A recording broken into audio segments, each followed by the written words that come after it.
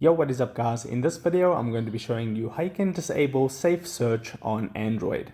Okay, so this process is very straightforward and simple, so let's just get straight into it. So to make this happen, you will be needing to use the Google Chrome web browser. So I'm going to open up Google Chrome right now. Then you want to tap on these three vertical dots at the top right hand corner of your screen. Once this menu pops up, what you want to do is scroll down a bit and then you want to tap here where it says settings. And then you want to tap on privacy and security. So from here, we're looking for the safe browsing option. It is also known as safe browsing.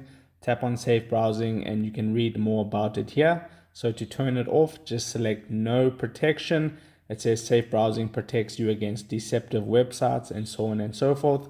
Just tap on turn off and then you can go back again, and you can continue browsing Google. And if you want to put it back on, tap on the three dots, go to settings, go to privacy and security, then tap on safe browsing, and then you can put it on standard protection or enhanced protection. And that's the process of how you turn off safe browsing on Android. So if this video helped you out, don't forget to drop a like onto it and subscribe for more, and I'll see you in the next video. Take care.